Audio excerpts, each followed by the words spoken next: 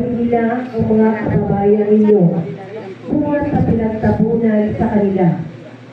Sila ay darating na sakay ng mga kabayo, aso, kamilyo, karawari at kariton, tulad ng pagdadala ng mga ito na bubil sa templo. Nakalagay sa maliliit na sigla. Ang ilan sa kanila ay gagawin kong sacerdote at ang ilan ay Levita. Ang salita ng Diyos. Salamat sa Diyos. Humayos dalhin sa tanan, mabuting balitang aral.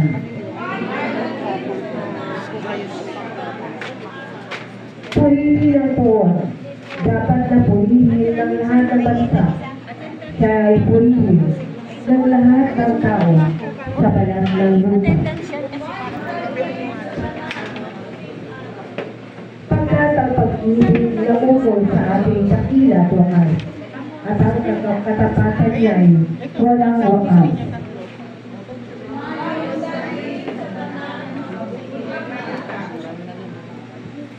Baka marumi ang pero kasi tunas mo.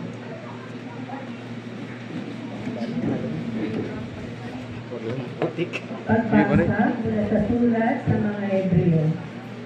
Mga kapatid, nalimutan na ba ninyo ang pangalan ng Diyos sa inyo bilang mga anak niya, mga salitang nagpapalakas ng loob sa inyo? Anak, kung kang walang akala kapag itinutulig ka ng Panginoon, at huwag panghinaan ng loob kapag ikaw ay pinarusahan niya.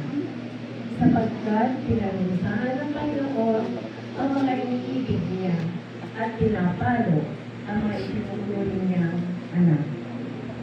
Tisin ninyo ang lahat bilang pagtutulit ng isang ama, sapagkat ito'y nagpapakilalang kayo'y inaari ng Diyos sa kanyang mga anak.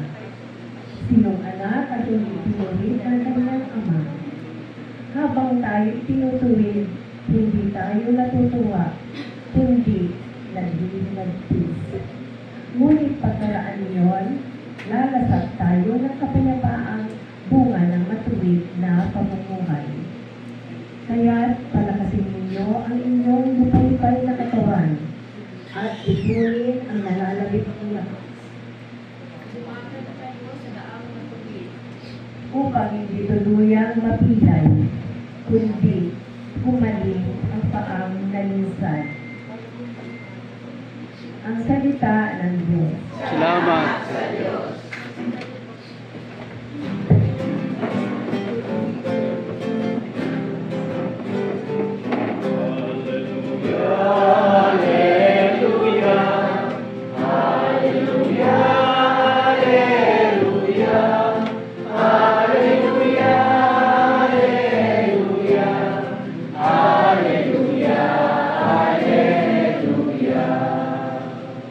Ikaw, O Kristo, ang daan, ang katotohanan, ang buhay, pagpatuloy ang pagmamahal.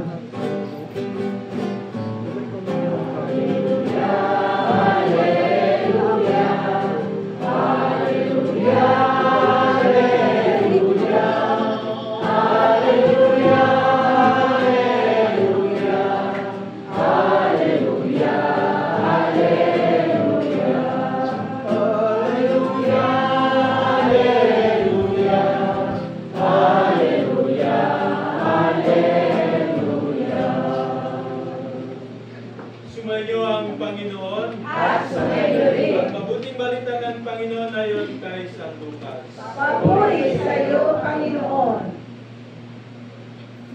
Noong panahong iyon, nagpatuloy si Jesus sa kanyang paglalakbay. Siya ay nagtuturo sa bawat bayan at nayon ng kanyang dinaraanan patungong Jerusalem. May isang nagtanong sa kanya, Ginoo, kakunti po ba ang maliligtas? Sinabi niya, pagsikapan ninyong pumasok sa makipot na pintuan. Sinasabi ko sa inyo, marami ang magpipilit na pumasok, ngunit hindi makapapasok. Kapag ang pinto ay isinara ng puno ng sabahayan, magtitiis kayo nakatayo sa labas at katok ng katok. Sasabihin ninyo, Panginoon, papasukin po ninyo kami. Sasagutin niya kayo, hindi ko alam kung taga saan kayo. At sasabihin ninyo, kumain po kami at minom na kasalo ninyo at nagturo pa kayo sa mga lansangan namin. Sasabi naman ng Panginoon, hindi ko alam kung taga saan kayo. Lumayo kayo sa akin, kayong lahat na nagsisigawa ng masama. Tatangis kayo at magngangalit ng iyong ngipin kapag nakita ninyo na sa kaharian ng Diyos sina Abraham, Isaac at Jacob at ang lahat ng propeta. At kayo naman ipinagtabuyan sa labas. At darating ang mga tao buhat sa silangan at kanluran, sa hilaga at timog, at tutulog sa hapag sa kaya ng Diyos. Tunay nga may nahuhuling mauuna at may nauuna mahuhuli. Mga kapatid, ang mabuting balita ng Panginoon. Pinuri namin ang Panginoong Jesucristo.